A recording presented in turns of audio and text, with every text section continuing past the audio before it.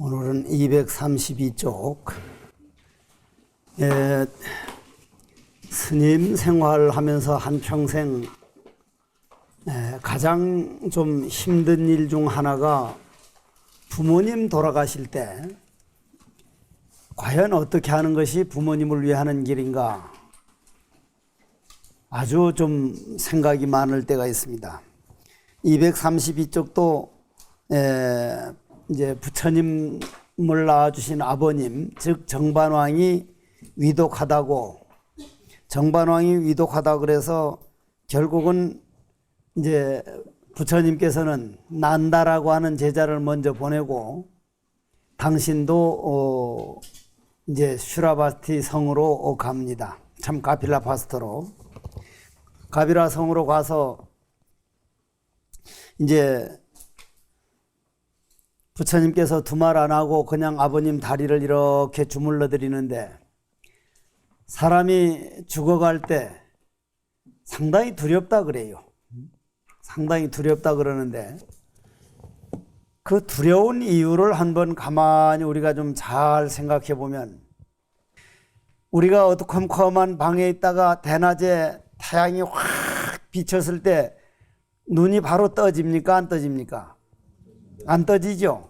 그럼 그 광명을 피해가지고 그늘로 가죠. 그 이치거든요. 아무것도 아닌 그 이치입니다.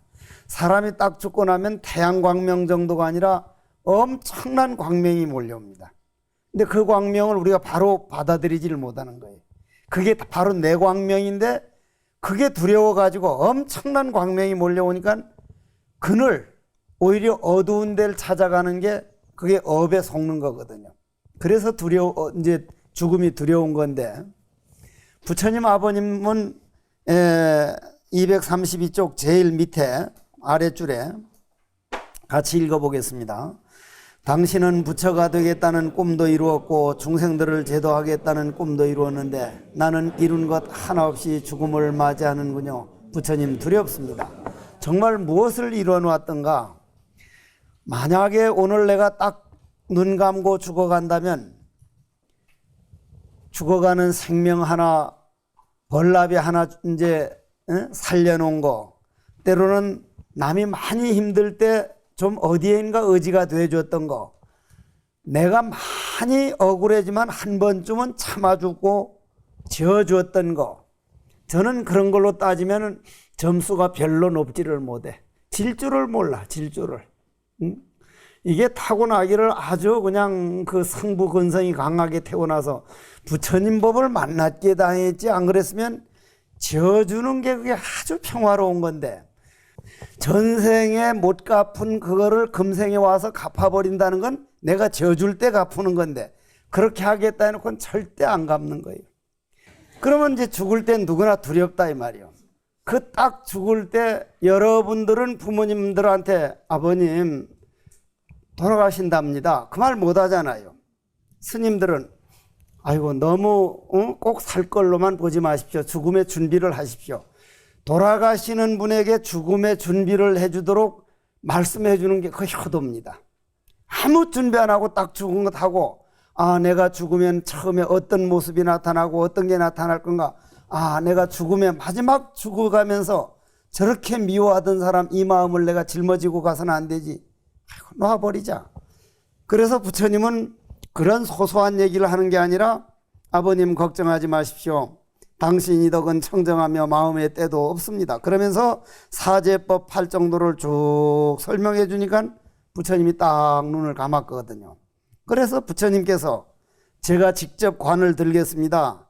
관을 직접 밀려 그러니까 제자들이 234쪽 제일 위에서부터 읽어보겠습니다. 부처님은 하늘 위에 하늘 아래 가장 존귀한 분입니다. 아무리 숙세 인연이 깊다지만 인간이 상여를 지게 할 수는 없습니다. 제가 상여를 들지 않으면 비구는 부모의 은혜도 모른다고 비난하는 자들이 생길 것입니다. 이렇게 해서 부처님은 오직 중생들이 어떻게 하면 행복할 건가? 부처님이 관도 안 들고 그냥 가면 출가자들은 부모도 없고 아주 그냥 그런 죄업을 지을까 봐 직접 관을 들겠습니다 하는데도 하도 그냥 제자들은 못하게 하고 하니까 천인들이 내려와서 그럼 당신들은 다 그만두라고. 우리가 들겠다고. 천인의 세계를 믿지 않으면 이거는 믿음이 안 갑니다. 천인의 세계, 여러분들이 아주 제가 늘 말씀드릴 때 불교의 세계관을 크게 나눌 때 광명 100%를 우리는 부처님 세계라 그러죠. 광명 100%. 아니면 암흑 100%는 지옥이죠. 그러면 중간에 인간은 50%죠. 50%면 제가 저 공동묘지 가가지고 허연 물체가 휙 지나가는 모습을 보면 겁이 나요, 안 나요? 겁이 나거든요. 겁이 날 때 광명 그 맑은 양원 기운은 내려오고 어두운 기운은 올라가면은 요 광명은 한 20%로 남고 암흑은 80이 되면 82세계가 보입니다. 암흑이 82세계가 귀신이 세계예요. 그냥 보여요. 기도를 열심히 하거나 참선을 해서 이게 80으로 올라가고 이게 20으로 줄어들면 광명의 세계가 보여요. 부처의 세계가 보이기 시작해요. 이건 아주 과학적이라. 그러면 여러분들이 이제 천인의 세계는 저 80%, 90% 정도 되면 천인을 볼 수가 있고 암흑이 90% 되면 귀신을 그런 지옥 중생들을 보게 되는데 인간들은 거의 반반이니까 인간들만 보고 살지만 천인들이 내려와 가지고 이제 관을 들고 부처님은 향로를 들고 가셨거든요. 그래 가지고 이제 화장을 하는데 부처님은 그 자리에서도 저거 보라고 모든 걸 태워버리지 않느냐고. 부처님이 그 모습을 보면서 다 그냥 타버리지 않느냐고. 머리도 가슴도 배도. 그와 마찬가지로 우리가 화를 내고 남을 미워하는 이 불길은 내 안에 공덕님 과거에부터 지어놓은 그런 공덕을 다 태우니 분노의 불길, 미워하는 불길, 원망하는 불길, 그게 그렇게 그 불길에는 안 탈 게 하나도 없다. 이제 이렇게 해서 이제 부처님 아버지까지 돌아가시고 나니 궁안에 남자들이 씨가 말라버린 거예요. 남자들이. 그 카필라 궁전 안에 남자들이 부처님 동생, 아들, 뭐 사촌 전부 스님 돼버렸죠. 그죠? 그래서 마하바자 파티 이모, 부처님을 키워준 이모님이 우리도 출가를 하게 해주십시오. 대답을 안 합니다. 그렇게 애걸복걸을 해도 대답을 안 합니다. 그래놓고 사와띠로 가버리는 거예요.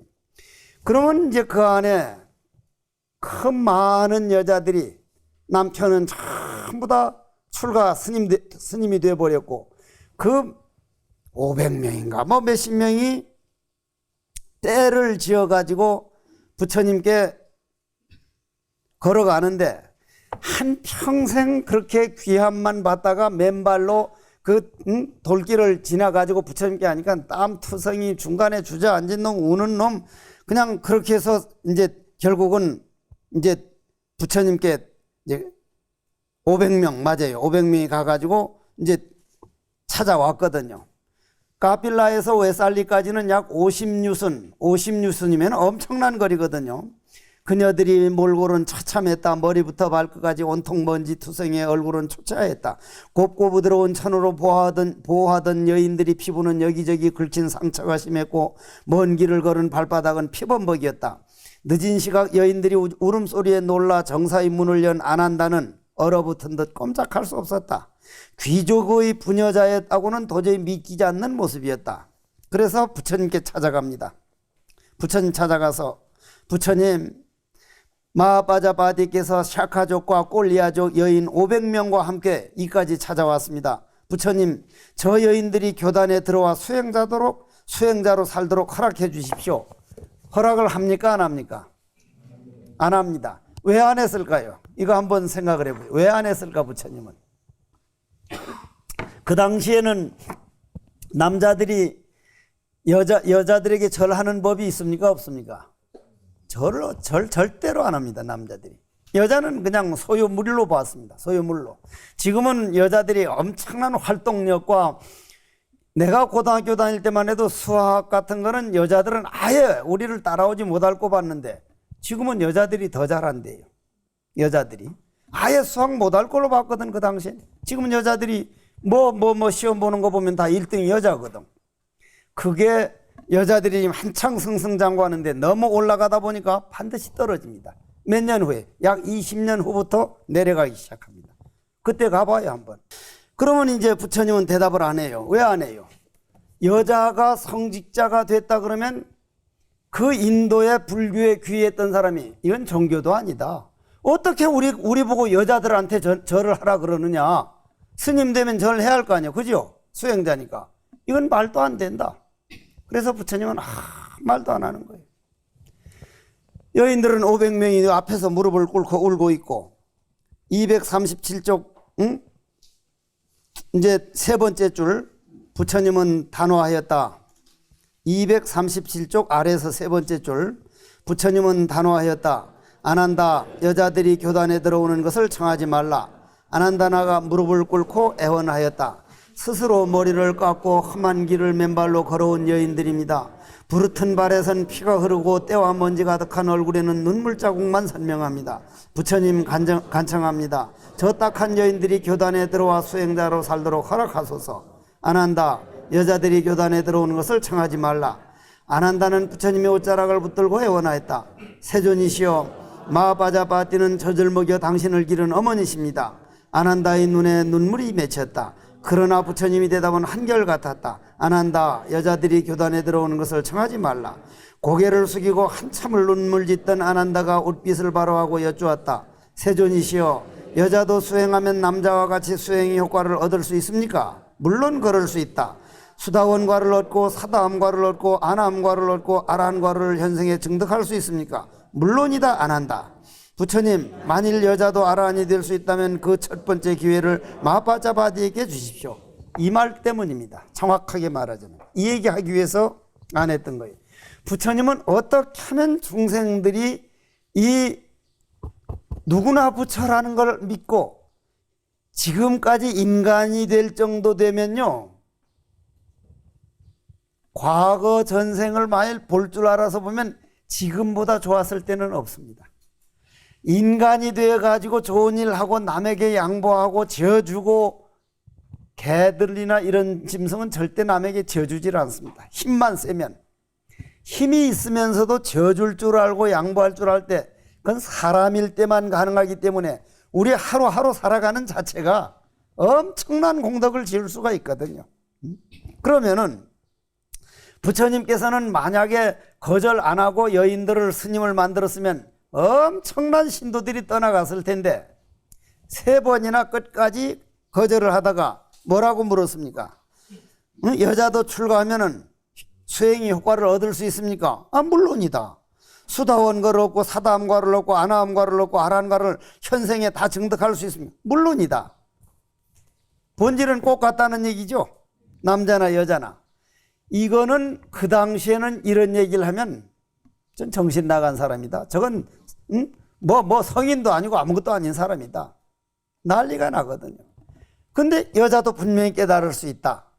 그러면 그 당시에는 만약에 여자가 그냥 혼자 스님 돼가지고 저 나무 아래서 토굴 같은 데 있으면 남자가 와서 잡아가도 죄가 됩니까? 안 됩니까? 안 돼요. 안 되기 때문에 팔경법을 조건으로 출가를 받습니다. 팔경법을 조건으로. 팔경법을 조건으로 해가지고 이제 받아들입니다. 239쪽 제일 위에 줄 239쪽 안 한다. 마바자바디 고따미가 비구를 공경하는 8가지 법을 받아들인다면 출가 수행자로 교단에 들어오는 것을 허락하리라. 8가지 이 공경하는 법을 팔경법이라 그럽니다. 비구 스님을 의지해서 공부하라. 그러면 누가 뭐라면 나는 저 스님을 의지해서 하기 때문에 비구 스님에 연결되어 있으니까 누가 잡아가지를 못하는 거예요. 그리고 그렇게 하기 위해서는 비구 스님 허물을 말하지 말라. 지금 여성법으로 보면은 아주 모순이 많은 법이죠. 만일 부처님이 지금 이때 오셨다면 이런 팔경법 저는 안 했다고 봅니다. 물론 이건 참선 쪽에서 말하는 거지, 율사들은 내가 이런 말 하는 걸 아주 싫어하고 나는 율사 스님 말이 옳을 수도 있다고 생각을 하는 사람입니다. 그래가지고는 이제 비구니가 생겼으니, 그러면 지금 이제야 비구니 스님이 나왔으니 뭐가 됐습니까? 사부대중이 됐죠. 비구, 오늘이야 비구니, 우바세, 우바세는 이제 남자신도, 우바니, 요거를 뭐라고요? 사부대중이라 그럽니다. 사부대중. 사부대중. 그럼 사부대중이 생긴 거예요. 사부대중이. 이제 부처님께서 성불 하시고 나서 꽤 여러 해 지내 가지고 이제 비구니 이 제도가 생겼다. 그러면 지금 우리나라에는 비구니 스님들이 계셔요, 안 계셔요? 티벳은, 티벳 달라이라마 스님 계시는 데는 없습니다. 티벳 불교 비구니 계맥이 끊어져서 지금 달라이라마 스님은 비구니 스님들을 어디서 모셔다가라도 다시 비구니계를 받아서 해야 된다고 하시는 걸로 저는 알고 있습니다. 지금 미얀마나 태국 가면 비구니 제도 없습니다. 비구니 제도가 제일 많은 데가 대만입니다. 대만. 중국 대만. 거기는 비구 스님들은 많지 않고 거의 비구니 스님들이 다 하는데, 우리나라는 비구니, 우바세, 우바니가 아주 여법이 다 갖춰져 있죠. 그 다음에 이제 239쪽에 왕비, 케마라고 하는 왕비가 이제 출가를 하게 됩니다. 출가를 하는데 아주 이제 이게 이제 마갈따국이 빈비사라 왕에게는 왕비가 3명이 있었거든요. 첫째 왕비는 마하코살라이 이제 위대이고, 또 위대이 사이에서 태어난 왕자가 이제 아자토사투였으니까 둘째 왕비는 웨살리를 중심으로 하는 제타카, 세 번째 왕비가 이제 케만데, 빈비사라 왕 주위에서 가장 아름다운 여인이 이제 아름다운 여인 중에 하나가 이 케만데, 이분이 이제 끝까지 빈비사라 왕이 그렇게 부처님을 한번 찾아뵈라 그래도 세상에 도대체 저 부처님이란 분이 나같이 절세 미인 남자들이 보기만 보면 그냥 뿅 가버리는 그러한 미인을 두고 똥자루 똥푸대라 그러고 피와 고름만 몸뚱이 안에 꽉 찼다는 그런 모욕적인 말을 하는 그런 분을 어떻게 찾아가느냐고 그랬는데도 결국은 그 부처님 찾아갔다 온 그 여인네들이 노래 부르는 그 아름답게 술을 놓고 조화를 이룬 곳 가보십시오. 한번 다음으로 미루지 마십시오. 이제 케마 왕비 당신만 남았습니다. 한번 부처님 만나보십시오 해서 몰래 살살 아무도 몰래 갔다가 결국은 출가를 하게 됩니다. 그래서 케마 왕비가 결국은 출가를 했고요. 그 다음에 이제 담마딘나 비구니 법문을 듣고 출가한 그녀 옆에는 항상 500명이 머물렀다고 하는 비자야 비구니는 이제 왕비 케마의 친구였는데, 그 정도로 그냥 넘어가겠습니다. 이제 조금만 더 할게요. 246쪽 하나 둘 밑에서 하나 둘 셋 넷 다섯 여섯 번째 한번 들어보겠습니다. 이제 비자야가 하도 공부가 안 돼서 뭐 4번인가 5번을 속가로 나갔다가 또 들어오고 하니까 이제 아마 이런 법을 가르쳤던가 봐요. 같이 읽어보겠습니다. 비자야, 마음을 가다듬고 잘 관찰해 보십시오. 6가지 감각기관과 그 인식 대상을 합한 12영역, 그리고 인식장역을 합한 18가지 요소, 4가지 존엄한 진리와 5가지 훌륭한 선근, 5가지 능력과 깨달음을 얻는 7가지 방법, 8가지 바른 길에 대해 자세히 설명해 주셨습니다.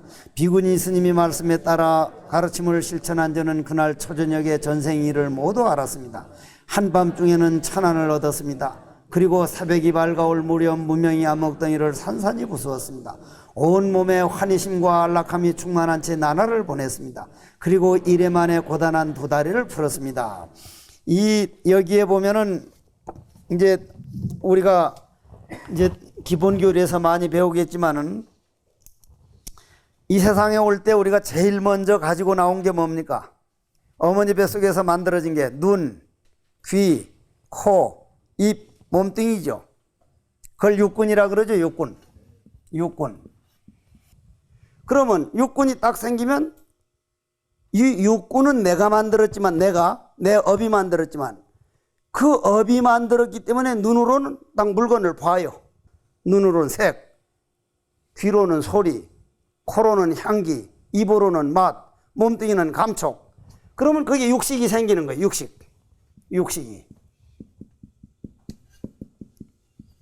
육식이 생긴다 이 말이에요.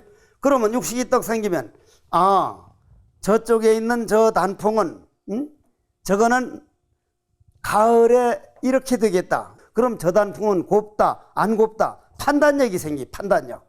이건 육식이 아니라 요건 요 중간에 육진이라 육진.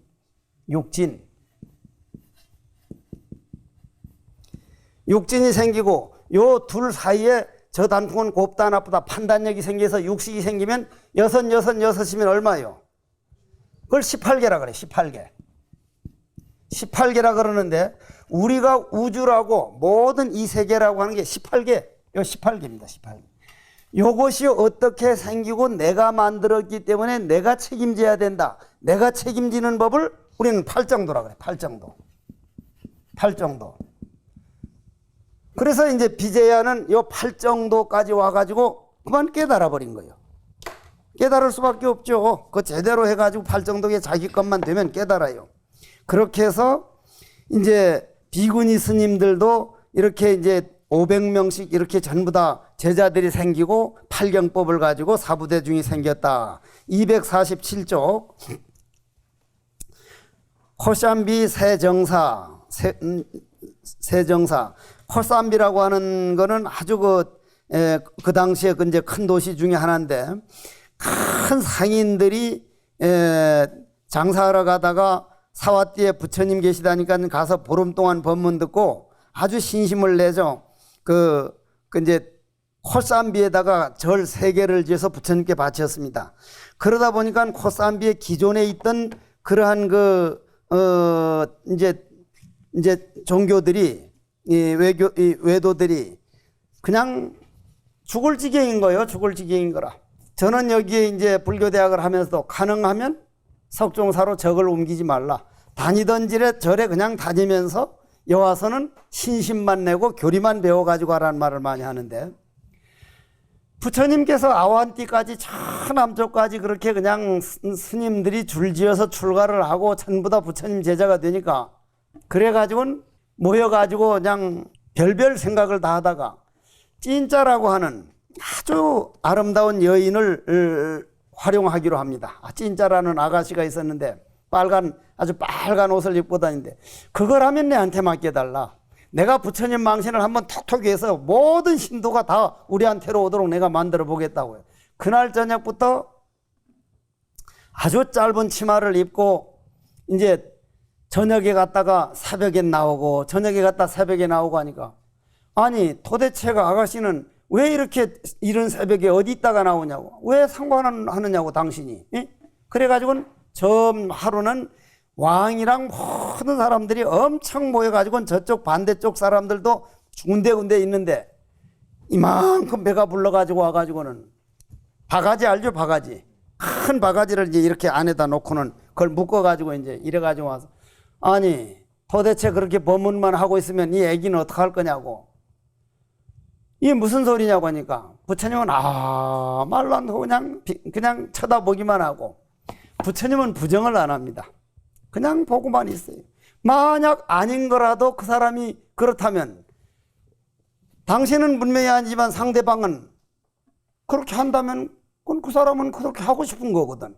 가만히 있었는데 그래도 가만히 있으니까 도대체 나보고 어떻게 하라 그러는 거냐고 하니까 막 웅성웅성하고 이건 너무했다. 이제 저녁마다 나를 이렇게 해놓고 당신이 입술은 뭐 어쩌고 입술을 하면 뭐 달콤하고 뭐 달콤한지 무슨 사탕을 물었는지는 몰라도 뭐 어쩌고 해서 막 뭐라 하니까 많이 웅성거리거든요. 그래도 부처님은 가만히 아무 말도 안 하고 그냥 있으니까 들어누워서 막 요동치다가 너무 그냥 뺑뺑 돈다는 게 바가지가 다 깨지면서 뚝 치마 밑으로 떨어졌으니까 부처님께서는 그렇게 하거나 말거나 뭘 봐요? 그렇게 바가지가 깨지고 뭐하면은 그 근본은 다 부처다. 습관만 잘못 익혔다 뿐이지 인간이 본래 나쁜 사람은 없다. 평등하게 보는 거예요. 점점 더 오히려 이렇게 부처님 제자가 더 이제 많아지는 거예요. 259쪽 악기를 연주하듯 하는데 한번 보겠습니다. 배운 대로 실천하자. 뒤로 물러서지 말자. 열심히 노력해 반드시 평안을 얻으리라. 피가 맺히도록 노력해도 보람이 없자 마음 한구석에 회의가 찾아들었다. 아무리 노력해도 나는 속세의 미혹에서 벗어나지 못하고 있다. 아무런 소득도 없이 헛된 행만 거듭하고 있다. 수행의 결과를 증득하기에는 아무래도 자질이 부족한가 보다. 차라리 집으로 돌아가 세속 생활에 만족하며 살까. 가난한 사람들에게 널리 보시하고 공덕을 쌓는 것이 낫지 않을까. 이게 이제 이까지.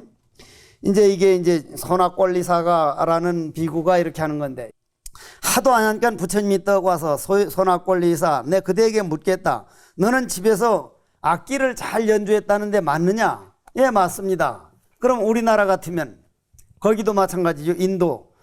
인도에서 라비샹카라는 사람이 있죠. 라비샹카의 그 시타르 연주는 그쪽 철학자들 라지니 씨 같은 분들은 뭐라고 하는 거 하니까 자기 3년 명상한 것보다 라비샹카의 시타르 연주를 들을 때 더 마음이 안정된다는 말을 듣고, 제가 인도에서 그걸 하나 살라 그랬는데 돈이 없어 못 샀어요. 한국에 와 보니까 그게 없어요. 그 당시에 없어가지고 일본을 우리 스님이 병원에 입원해가지고 일본을 닦아봤더니 요방 반만한데 전부 다 그런 사람 작품이라. 그 사람 작품이라. 라비샹카 작품. 몇 개를 사가지고 와서 떡 뺑뺑 돌아가는 데다 놓고 들어봤더니 모르겠어. 이거를 어떻게 이렇게 좋다고 했을까? 좋기는 엄청 좋아요. 엄청 좋은데 그렇게까지 뭐 3년 명상한 만큼은 안 했는데, 요즘 자동차에 타고 다니면서 자주 듣다 보니까 안 듣던 소리가 들려. 안 듣던 소리가. 그래서 저 부처님께서는 악기를 연주해 봤냐? 예, 저는 이제 시타르를 연주를 잘합니다. 우리나라면 검은고요. 검은고 줄을 너무 팽팽히 하면 소리가 어떻게 나요? 팅팅팅팅팅팅 이렇게 나거든요. 너무 느리면 딩딩딩딩딩딩 꼭 그렇게 납니다. 반듯하면 띵또또똥똥똥 울리는 맹놀이가 그냥 가슴에 확 닿거든요. 시타르 연주는 뼛속으로 들어와요. 그래서 그 부처님 말씀이 악기를 느슨하게 하니 어떻더나 하니까 소리가 안 납니다. 빳빳하게 하면 안 납니다. 너는 밀어붙일 때는 그냥 빳빳이 그냥 저 악기를 줄을 조인 것처럼 너무 밀어붙이고, 놀 때는 아주 놀아버리고. 여러분들 얘기 같지 않아요? 응? 비슷하죠? 내 얘기. 우리는 하게 되면 마구 미쳤다가 안 되기 시작하면 아이고 때려치워, 아이고 죽어버려 차라리. 얼마나 그걸 반복했는지 몰라. 얼마나 반복했는지 몰라. 그런데 그 당시엔 그게 굉장한 단점처럼 보이고, 나는 이래가지고는 아무것도 못할 놈이구나 하지만 그 단점이라는 게 내 안에 있는 에너지에 보면 10,000분의 1 정도도 안 되는 단점이에요. 그 별거 아닌데 우리는 거기에 그냥 폭 속아버려. 자기 단점이 요만한 건데 그냥 그게 엄청난 걸로 보이거든요. 별거 아니거든 따지고 보면. 우리 그 본질에서 보면은 우리 단점이라는 게 사실 별거 아니에요. 그래가지고 이제 악기 다루듯이 해가지고 부처님께서 260쪽 아래에서 네 번째 부처님께서 말씀하셨다. 진리의 길을 걷는 것도 마찬가지다. 의욕이 지나쳐 너무 급하면 초조한 마음이 생기고 열심히 하려는 뜻이 없으면 태만으로 흐르는 것이다. 그러니 극단적으로 생각지 말고 항상 가운데 길로 걸어야 한다. 그러면 머지않아 이 속세의 미혹을 벗어나게 될 것이다. 부처님의 가르침으로 마음을 다잡은 소나꼴 이사는 오래지 않아 중도를 체득하였다. 바로 이겁니다.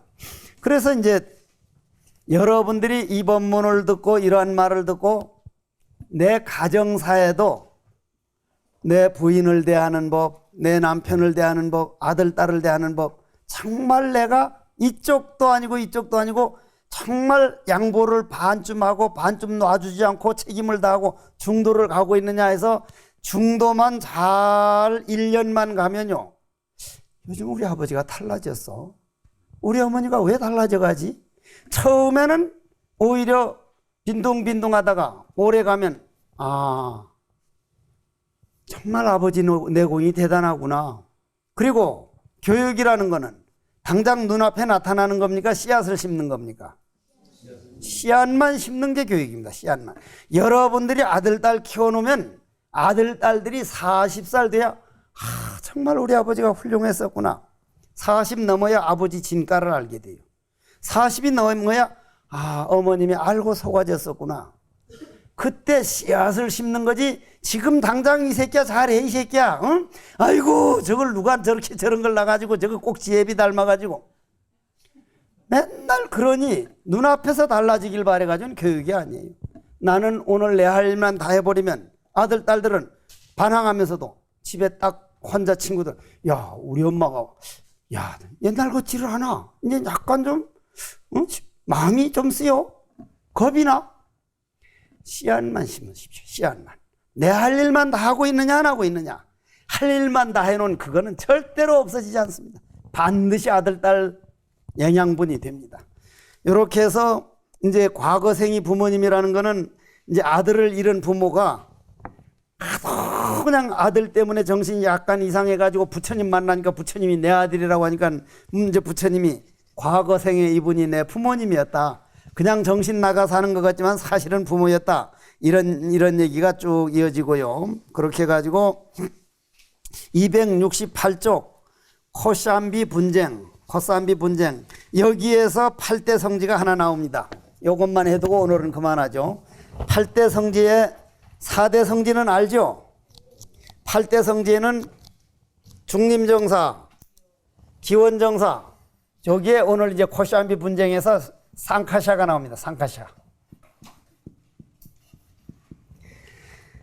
여러분들은 지금은 가면 이제 이 상카샤를 버스를 타고 그냥 쭉 가는데 제가 혼자서 처음 갈 때는 걸어서 가다가 발에 물집이 생겨서 맨발로 갔으니까 발이 다 터져서 도저히 더 이상 걷지를 못하겠어요.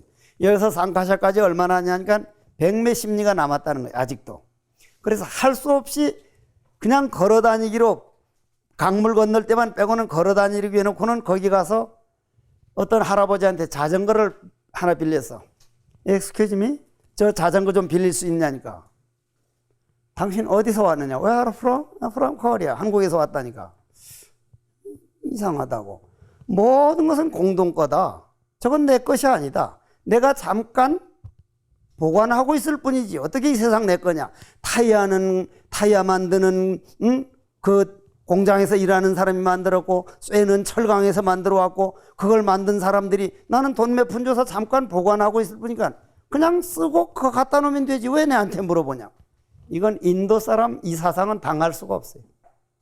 내가 논하는 거 보고 그냥 꼭대기만 그는 밑으로 안 비고 꼭대기만 톡톡 끊으니까 우리보다 한 5분의 1도 안 나오거든. 논에서. 이렇게 하지 말고 여기 갈아서 모를 심어서 하면 이거 10배가 나온다니까. 또 어디서 왔냐고요. 한국에서 왔다니까. 당신 이 지구상의 아들 맞냐고 하니까. 맞다고. 그냥 뿌려서 땅이 주는 대로 먹어야 우리 자손들 먹지. 거름하고 그렇게 계량하고 해가지고 우리가 다 처먹어버리면 우리 자손들은 뭐 먹고 살라 그러는 거냐. 뿌려서 자연이 주는 대로만 먹는다. 인도 그 사상을 당할 수가 없습니다. 저는 앞으로 이 지구상에서 마지막 남을 인종을 인도인이라고 봐요. 그거는 나만 그렇게 보는 게 아니에요. 학자들이 다 그렇게 봐요. 그럴 때 그런 시대에 와가지고 조용히 참선하고 예불 모시고 여러분들이 배려하고 불교적인 이 내가 부처라고 하는 사상은 그럴 때 엄청난 좋은 에너지로 여러분들에게 도움을 줄 겁니다. 그래서 이 코샴비 분쟁에서 샹카샤가 나오니까 그렇게만 들어놔두고 원컨대는 석종사불교대학 사부대중이 나온 유래를 배운 공덕과 중도를 걷는 팔정도를 배운 공덕으로 가정살이하는 일상생활에 씨앗만을 심는 다짐을 하여 마음에는 영원한 평화요 필경에는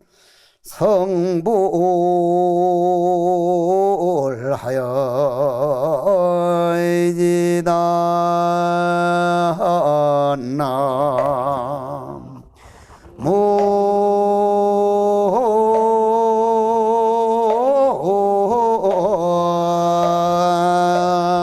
모임이 답을 성불하십시오.